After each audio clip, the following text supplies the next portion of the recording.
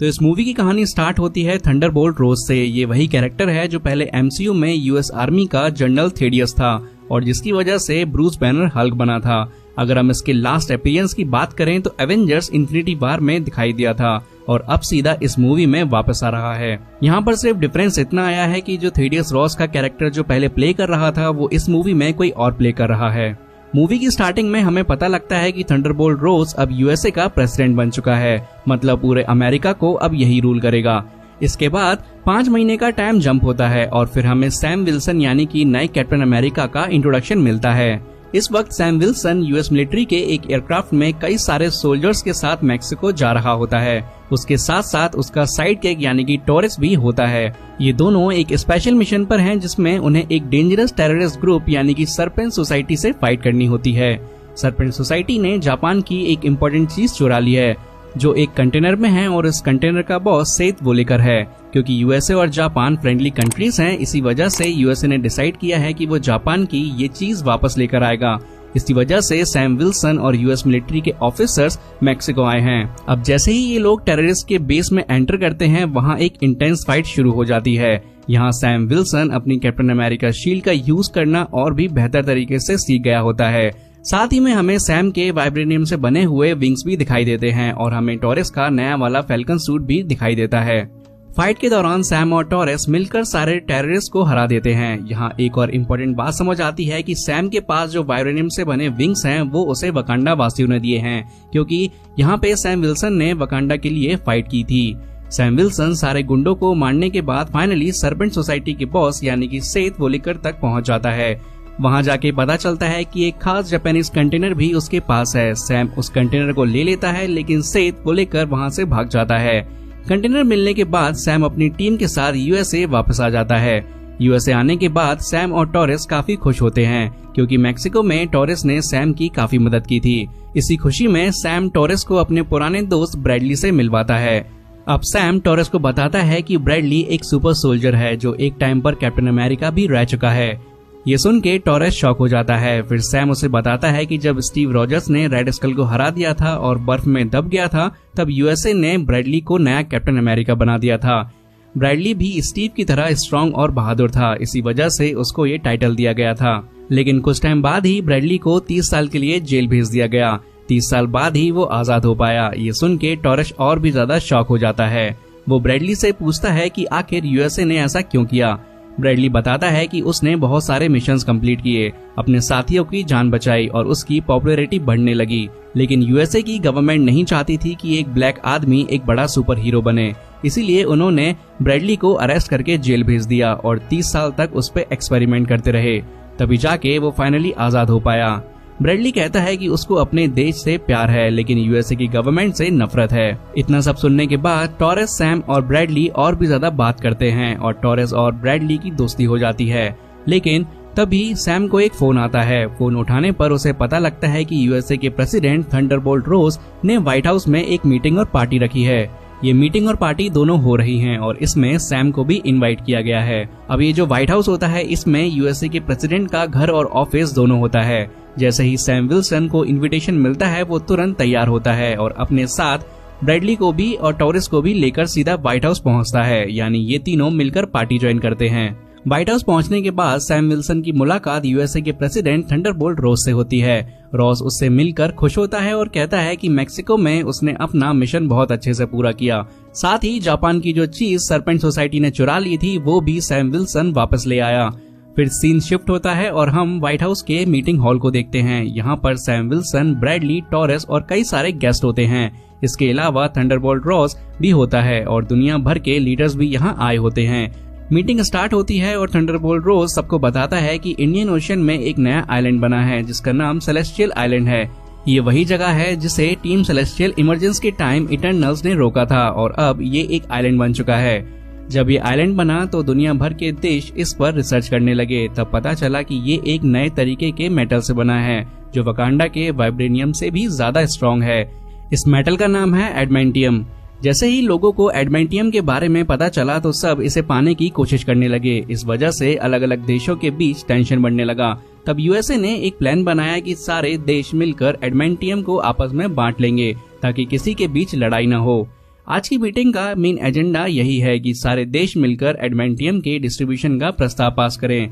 Thunderbolt Ross ये भी बताता है कि जापान ने सेलेस्टियल आइलैंड के एडमेंटियम पर बहुत अच्छी रिसर्च की थी और उन्होंने एडमेंटियम के प्योर फॉर्म को अचीव कर लिया था, पर फिर सरपेंट सोसाइटी ने उस प्योर एडमेंटियम को चुरा लिया। तब कैप्टन अमेरिका मैक्सिको गया और जापान के एडमेंटियम से भरे कंटेनर को वापस ले आया। इसके लिए थंडरबोल्ट रॉस उसका शुक्रिया अदा करता है। लेकिन तभी मीटिंग के बीच अचानक एक तेज गाना बजने लगता है। सब लोग ये सुनकर हैरान होते हैं, लेकिन तभी ब्रैडली तुरंत खड़ा होता है, पास खड़े गार्ड की बंदूक छीन लेता है और सीधा थंडरबोल्ट रॉस पर फायरिंग कर देता है। और सिर्फ ब्रैडली ही नहीं बल्कि व्हाइट हाउस के 4 और यूएसएस सोल्जर्स भी गन निकालकर फायर शुरू कर देते हैं। मीटिंग केओस में बदल जाती है। थंडरबोल्ट रॉस बच जाता है और तब सैम विल्सन तुरंत ब्रैडली को कंट्रोल करने की कोशिश करता है। दोनों के बीच स्ट्रगल होता है, लेकिन तभी एक मिस्टीरियस लड़की की एंट्री होती है। ये लड़की हैंड टू हैंड कॉम्बैट में काफी ज्यादा एक्सपर्ट होती है और ये सब शूटर्स को खत्म कर देती है। फिर पता चलता है कि इस लड़की का नाम रूथ है और ये थंडरबोल्ट रॉस की पर्सनल बॉडीगार्ड है। ये असल में एक इजरायली एजेंट है जिसे रशिया के रेड रूम प्रोग्राम से ट्रेनिंग मिली है। जल्द ही सैम, टॉरेस और बाकी गार्ड्स मिलकर 5 शूटर्स को अरेस्ट कर लेते हैं। सैम सीधा ब्रैडली के पास जाता है और उससे पूछता है कि उसने ऐसा क्यों किया, लेकिन ब्रैडली शॉक्ड होता है और कहता है मुझे कुछ भी याद नहीं है, मैंने ऐसा कुछ नहीं किया है। वो कुछ ऐसा बिहेव कर रहा था जैसे किसी सोल्जर को उसके किए गए मिशंस याद नहीं रहते। वैसे ही ब्रैडली क्लूलेस लगता है।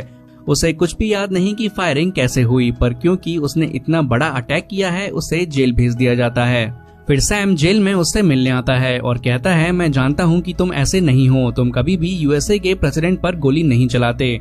मैं ये सच्चाई ढूंढ के रहूंगा और तुम्हें जेल से बाहर निकालूंगा। सैम को यकीन है कि ब्रैडली बेकसूर है, इस अटैक के पीछे कोई और है। इसीलिए सैम सीधा टॉरेस के पास जाता है और दोनों मीटिंग की सीसीटीवी फुटेज और फोटोज देखते हैं।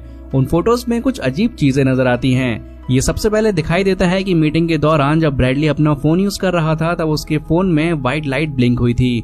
वही लाइट उन 4 सोल्जर्स के फोन में भी दिखाई देती है जो उसके साथ फायरिंग कर रहे थे। सबसे शॉकिंग बात ये होती है कि जैसे ही मीटिंग में गाना बजता है तभी सब ने फायरिंग स्टार्ट कर दी थी। सैम और टॉरेस तुरंत समझ जाते हैं कि किसी ने इन सबको कंट्रोल किया था। ब्रैडली और सोल्जर जो भी कर रहे थे वो फोर्सफुली करवाया गया था। अब सैम और टॉरेस डिसाइड करते हैं कि इन सब के पीछे कोई तो है और इस सब का पता लगाना पड़ेगा। लेकिन जैसे ही सैम मीटिंग के बाद अपनी कार लेकर निकलता है तभी रात के अंधेरे में सरपेंट सोसाइटी का लीडर सेथ वोइलकर उसका रास्ता रोक लेता है और उसकी गाड़ी पर हमला कर देता है। सैम और सेथ वोइलकर के बीच एक जबरदस्त फाइट होती है। सैम उसे हरा देता है और कैप्चर कर लेता है। तभी सैम के पास एक मिस्ट्री फोन कॉल आता है। फोन पर एक अजीब आदमी होता है जो कहता है तुमने इसे तो यहाँ हरा दिया, लेकिन जो होने वाला है उसे तुम कभी रोक नहीं पाओगे। ये सुनकर सैम और टॉरेस और भी ज्यादा अलर्ट हो जाते हैं। सैम जल्दी से टॉरेस के पास जाता है और उससे कहता है कि इस फोन कॉल को ट्रेस करे। जब ट्रेस करते हैं तो पता चलता है कि ये कॉल एक पुरानी गवर्नमेंट फैसिलिटी से आई थी जो एक वीराने जंगल के बीचों बीच है। सैम और टॉरेस बिना टाइम वेस्ट किए तुरंत वहां जाने का प्लान बनाते हैं। जब वो लोग वहां पहुंचते हैं तो देखते हैं कि ये फैसिलिटी सिर्फ एक कवर अप थी। असल में ये एक सीक्रेट रिसर्च लैब थी जहां इलीगल एक्सपेरिमेंट्स हो रहे थे और ये सारे के सारे एक्सपेरिमेंट्स और कोई नहीं बल्कि थंडरबोल्ट रॉस करा रहा था। ये सब तब से चालू है जब वो आर्मी का एक जनरल था। जैसे ही सैम और टॉरेस फैसिलिटी के अंदर जाते हैं एक नए कैरेक्टर की एंट्री होती है जिसका नाम होता है सैमुअल स्टर्न्स, जो अब द लीडर बन चुका है। सैम और टॉरेस द लीडर को देखकर शॉक्ड रह जाते हैं क्योंकि लीडर का ब्रेन काफी बड़ा था और पूरा ग्रीन था और उसका सर काफी अजीब सा था। सैम गुस्से में उससे पूछता है तू कौन है, ये सब क्यों कर रहा है, और मैं जानता हूँ कि प्रेसिडेंट पर होने वाले अटैक में तेरा ही हाथ है। लीडर हल्का सा हंसता है और कहता है मेरा नाम सैमुअल स्टर्न्स है, मैं एक साइंटिस्ट था। जब ब्रूस बैनर मेरे पास मदद मांगने आया था तब उसके गामा रेडिएशन वाले ब्लड की कुछ बूंद मेरी बॉडी में चली गई। उस वजह से मेरा दिमाग सुपर इंटेलिजेंट हो गया। मैं अब सिर्फ स्मार्ट नहीं दुनिया का सबसे इंटेलिजेंट इंसान बन चुका हूँ। जैसे ही थंडरबोल्ट रॉस को मेरे बारे में पता चला उसने बिना टाइम वेस्ट किए मुझे पकड़ लिया और मुझ पर अलग अलग एक्सपेरिमेंट्स करने लगा। मैं बार बार उससे कहता रहा कि मुझे छोड़ दो, पर उसने साफ कह दिया कि ये सब यूएस गवर्नमेंट का ऑर्डर है और वो चाहकर भी मुझे नहीं छोड़ सकता। लेकिन हाँ, उसने एक वादा जरूर किया था, जिस दिन वो यूएसए का प्रेसिडेंट बनेगा उस दिन मुझे आजाद कर देगा। लेकिन प्रेसिडेंट बनने के बाद भी उसने मुझे कभी आजाद नहीं किया, बल्कि वो लगातार मुझ पर एक्सपेरिमेंट्स करवाता रहा। इस वजह से एक दिन मैंने गुस्से में आकर उस साइंटिस्ट को मार दिया जो मुझ पर एक्सपेरिमेंट्स कर रहा था। उस दिन मैंने डिसाइड किया कि अब थंडरबोल्ट रॉस की असली सच्चाई दुनिया के सामने लानी होगी ताकि सबको पता चले कि वो असल में कैसा इंसान है, और इसी तरीके से मैं अपना बदला लूंगा। अपने इस प्लान को पूरा करने के लिए मैंने सेथ वोइलकर को एक कॉन्ट्रैक्ट दिया जापान के एडमेंटियम कंटेनर को चुराने का। मैंने उसको CIA के एजेंट से पैसे ट्रांसफर किए ताकि जब जापान को पता चले तो उन्हें लगे कि ये सब थंडरबोल्ट रॉस ने करवाया है। अब सैम को यकीन हो जाता है कि जो भी गड़बड़ हो रही है उसके पीछे लीडर का हाथ है। अब उसके लिए लीडर को पकड़ना जरूरी हो गया है। लेकिन जैसे ही सैम विल्सन लीडर को पकड़ने की कोशिश करता है, लीडर एक स्पेशल गाना बजाकर फैसिलिटी के सारे गार्ड्स को हिप्नोटाइज कर देता है। सब गार्ड्स लीडर के कंट्रोल में आ जाते हैं और सैम और टॉरेस पर अटैक कर देते हैं। इसका फायदा उठाकर लीडर वहां से भाग जाता है। सैम और टॉरेस किसी तरह गार्ड्स का सामना करते हैं और फिर वहां से निकल जाते हैं। अगले सीन में दिखाया जाता है कि लीडर का प्लान काम कर गया है। जापान को पता चल जाता है कि सेथ वोइलकर को एडमेंटियम चुराने के पैसे अमेरिका की CIA ने दिए थे। जापान का प्राइम मिनिस्टर सोचता है कि ये सब थंडरबोल्ट रॉस की एक चाल है जो जापान के साथ खेली गई। गुस्से में जापान का प्राइम मिनिस्टर USA के साथ अपना अलायंस तोड़ने का डिसीजन ले लेता है। अब जापान की गवर्नमेंट डिसाइड करती है कि वो अपनी मिलिट्री सीधा सेलेस्टियल आइलैंड भेजेगी ताकि USA से पहले सारा एडमेंटियम जापान के कब्जे में आ सके। जैसे ही USA की इंटेलिजेंस को पता चलता है कि जापान की मिलिट्री सेलेस्टियल आइलैंड की तरफ जा रही है, वो तुरंत ये बात थंडरबोल्ट रॉस को बता देते हैं। जैसे ही रॉस को ये न्यूज मिलती है, वो बिना टाइम वेस्ट किए अपनी मिलिट्री लेकर सीधा इंडियन ओशन की तरफ निकल पड़ता है ताकि जापान से पहले सेलेस्टियल आइलैंड पहुंच सके और सारा एडमेंटियम अपने कब्जे में ले सके। अब क्योंकि जापान और USA जो दोनों पावरफुल देश हैं, एक दूसरे के सामने आ जाते हैं, ये न्यूज पूरी दुनिया में फैल जाती है कि एडमेंटियम के चक्कर में दोनों देश के बीच वार हो सकती है। इधर जैसे ही सैम और टॉरेस को ये सब पता चलता है, वो बिना देरी किए अपने सूट पहनते हैं और फुल स्पीड में सेलेस्टियल आइलैंड की तरफ निकल जाते हैं। जैसे ही सैम वहां पहुंचता है, उसे थंडरबोल्ट रॉस का वॉरशिप दिखाई देता है। वो तुरंत उसके अंदर जाकर थंडरबोल्ट रॉस से मिलता है और समझाने की कोशिश करता है कि ये सब ना करे, क्योंकि अगर कोई गलती हो गई तो दोनों देशों के बीच वॉर हो सकती है। तभी दूसरी तरफ लीडर चुपके से एक रूम में चला जाता है और वहां एक फोन उठाकर USA के 2 पायलट्स की वॉइस हैक कर लेता है। ये पायलट्स उस वक्त सेलेस्टियल आइलैंड के पास होते हैं। लीडर अपनी चाल चलता है और उन दोनों पायलट्स को अपने वश में करके जापान पर अटैक करने के लिए कह देता है और फिर US के दोनों पायलट्स अपने एयरक्राफ्ट लेकर जापान के वॉरशिप पर अटैक कर देते हैं। ये देखकर जापान को लगता है कि USA ने वॉर शुरू कर दी है और जापान भी तुरंत अपने 2 एयरक्राफ्ट भेज देता है। अब दोनों देश के 4 एयरक्राफ्ट के बीच फाइट शुरू होती है, लेकिन तभी सैम विल्सन और टॉरेस वहां पहुंच जाते हैं। वो जल्दी से USA के दोनों एयरक्राफ्ट्स को रोक लेते हैं और पायलट्स को बाहर निकाल देते हैं। फिर सैम जापान को समझाता है कि ये वॉर नहीं बल्कि उनके 2 पायलट से गलती हो गई थी। ये सुनकर जापान और USA दोनों शांत हो जाते हैं और वॉर होने से बच जाती है। दोनों देश अपनी मिलिट्री लेकर वापस चले जाते हैं। सैम विल्सन USA वापस आता है, लेकिन वहाँ उसका दोस्त टेरेस सेलेस्टियल आइलैंड पर लड़ाई की वजह से काफी घायल हो जाता है। सैम उसे तुरंत हॉस्पिटल ले जाता है ताकि उसका इलाज हो सके। हॉस्पिटल में ही विंटर सोल्जर यानी कि बकी बांस आता है और सैम से मिलता है। बकी कहता है कि उसने सैम की लड़ाई के बारे में न्यूज में देखा था, लेकिन थोड़ी देर बाद वहां से चला जाता है। उसके जाने के बाद ये पता चलता है कि बकी USA में एक नया पॉलिटिशियन बन गया है। फिर USA का प्रेसिडेंट थंडरबोल्ट रॉस एक प्रेस कॉन्फ्रेंस रखता है। ये कॉन्फ्रेंस इसलिए होती है ताकि एडमेंटियम को लेकर जापान और USA के बीच जो टेंशंस बढ़ गए थे उन्हें क्लियर किया जा सके। दुनिया को लग रहा था कि जापान और USA लड़ाई करने वाले हैं, इसीलिए ये जरूरी था। इस प्रेस कॉन्फ्रेंस में सैम विल्सन भी होता है और वहाँ लीडर उससे मिलने आता है। लीडर सैम से कहता है कि उसने USA और जापान को लड़वाने का एक परफेक्ट प्लान बनाया था ताकि वो थंडरबोल्ट रॉस की सच्चाई सबके सामने ला सके। वो दिखाना चाहता था कि रॉस कितना बुरा इंसान है, लेकिन सैम की वजह से उसका प्लान फेल हो गया। फिर भी लीडर कहता है कि वो अभी भी रॉस की सच्चाई दुनिया को दिखाएगा। इसी दौरान पता चलता है कि थंडरबोल्ट रॉस को काफी साल पहले एक खतरनाक बीमारी हो गई थी जो उसकी मौत का कारण बन सकती थी। डॉक्टर्स भी उसे बचा नहीं पा रहे थे। तब लीडर ने अपने दिमाग से एक खास दवाई बनाई जो रॉस रोज लेने लगा, लेकिन रॉस को ये नहीं पता था कि लीडर उसकी दवाई में गामा रेडिएशन मिला रहा था। सालों तक ये रेडिएशन उसकी बॉडी में जमा होता गया। फिर प्रेस कॉन्फ्रेंस के दौरान ही इसका असर दिखाई देता है। अचानक से थंडरबोल्ट रॉस रेड हल्क बन जाता है।